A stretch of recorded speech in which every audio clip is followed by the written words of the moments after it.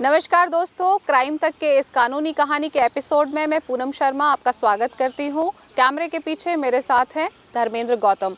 आज हम बात करेंगे उन खबरों की जो अदालतों में सुर्खियों में रही, और साथ ही मैं आज आपको बताऊंगी कि हमारे देश में ज़मानत कितनी तरह की होती है और किस तरह के कैदी या अंडर ट्रायल को कौन सी ज़मानत मिलती है। सबसे पहले हम शुरुआत करते हैं कोर्ट की खबरों से, और उसमें भी पहली खबर मैं आज आपको बता रही हूँ आईएनएस विराट के बारे में। जी हाँ, आईएनएस विराट को म्यूज़ियम बनाने की मुहिम अभी भी जारी है, और इसी को लेके सुप्रीम कोर्ट में एक याचिका लगाई गई थी, जिसके बाद कहा गया कि कोर्ट की तरफ से इस पर फिलहाल स्टे लगा दिया गया है, यथास्थिति बनाने के लिए, बरकरार रखने के लिए कहा गया है।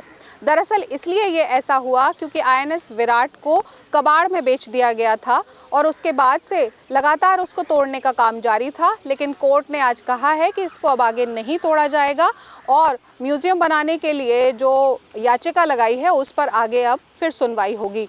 दूसरी खबर है वो है दरअसल ऑनलाइन क्लासेस से जुड़ी हुई। कोविड के दौरान हम सब बहुत प्रभावित हुए हैं, हमारी ज़िंदगी बहुत चेंज हुई है और ऐसा ही बच्चों के साथ भी हुआ।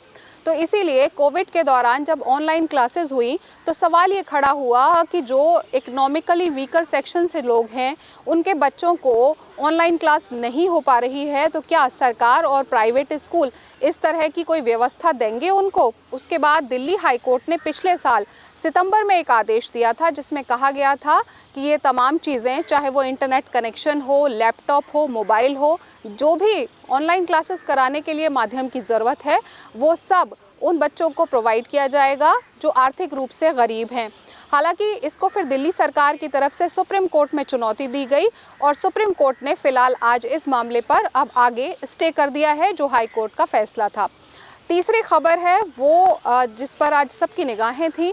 दरअसल एमजे अकबर से जुड़ा हुआ ये मामला है। एमजे अकबर का एक मानहानि का मुकदमा है जो पत्रकार प्रिया रमानी पर चल रहा है, और आज तकरीबन 2.25 साल की सुनवाई के बाद उसमें फ़ैसला आना था, लेकिन दिल्ली की राउज़ एवेन्यू कोर्ट ने अब इस पर फैसला अपना टाल दिया है 17 फरवरी तक के लिए। आज दरअसल जज की तरफ से ये बताया गया कि दोनों पक्षों की तरफ से जो रिटन सबमिशन दिए गए हैं उन रिटन सबमिशंस को सुनने के बाद वो कुछ और वक्त अपना जजमेंट प्रोनाउंस करने के लिए लेना चाहते हैं, इसलिए दोनों पक्षों की सहमति के बाद इसमें 17 फरवरी तक की तारीख तय कर दी गई है फैसले के लिए। अब आज बात करते हैं ज़मानत की, क्योंकि आपने देखा होगा कि जब भी पुलिस कोई मामला दर्ज करती है उसके बाद मुकदमा जो है वो कोर्ट में आता है, और ज़्यादातर आपने देखा होगा कि जब लोग अरेस्ट होते हैं पुलिस से तो फिर अदालत से उनको ज़मानत पर रिहा होना होता है।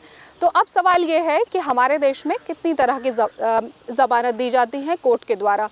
तो ये ज़मानत है 3 तरह की।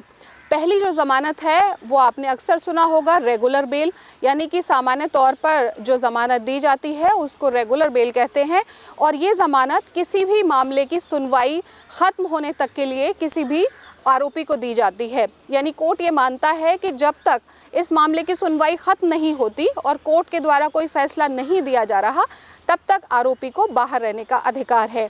अगर इस तरह के केसेस में मान लीजिए कोई सज़ा सुनाई जाती है तो फिर जो ज़मानत कोर्ट की तरफ से दी हुई होती है वो ख़त्म हो जाती है, और जो आरोपी है उसको दोषी मानते हुए फिर दोबारा कोर्ट जेल भेज देती है। दूसरी तरह की जो बेल होती है, ज़मानत होती है, उसको कहते हैं अंतरिम ज़मानत। ये ज़्यादातर तब दी जाती है जब अंडर ट्रायल्स, यानी कि जेल में जो कोई भी व्यक्ति आरोपी है वो बंद है, लेकिन अगर उसकी ज़िंदगी में या उससे परिवार से जुड़ी हुई चीज़ें कुछ ऐसी डिमांड है जिसमें उसको रिहा किया जाना ज़रूरी है। मान लीजिए उसका खुद का स्वास्थ्य ठीक नहीं है या परिवार में किसी का स्वास्थ्य ठीक नहीं है, उसके बच्चे हो सकते हैं, बीवी हो सकते हैं, माता पिता हो सकते हैं, या फिर घर में किसी की शादी है या किसी की मृत्यु हो गई है और अंतिम संस्कार के लिए उसका जाना ज़रूरी है। तो इस तरह की जब परिस्थितियाँ आती हैं किसी भी अंडर ट्रायल के केस में, तो उसको फिर अंतरिम ज़मानत दी जाती है। तीसरी जो ज़मानत होती है वो होती है एंटिसिपेटरी, उसको कहते हैं हिंदी में अग्रिम ज़मानत। यानी कि कोई भी एफआईआर दर्ज होने से पहले अगर किसी व्यक्ति को यह अंदेशा होता है कि दूसरा व्यक्ति उसके खिलाफ एफआईआर दर्ज करा सकता है या उसे किसी झूठे मामले में फंसा सकता है, तो ऐसी स्थिति में अग्रिम ज़मानत कोर्ट से ली जाती है। इसमें किसी भी व्यक्ति के द्वारा कोर्ट में एक अर्जी लगाई जाती है और उसमें बताया जाता है कि किस आधार पर वो ये ज़मानत मांग रहा है। कोर्ट अगर उन तमाम आधारों को ठोस मानते हैं तो उस व्यक्ति को फिर अंतरिम ज़मानत दे दी जाती है। तो ये 3 तरह की जो ज़मानत है वो हमारे देश में देश के कोर्ट्स जो अदालतें हैं उनकी तरफ से दी जाती हैं। आज फ़िलहाल कानूनी कहानी में इतना ही। कल फिर आपसे मुलाकात होगी, तब तक के लिए नमस्कार।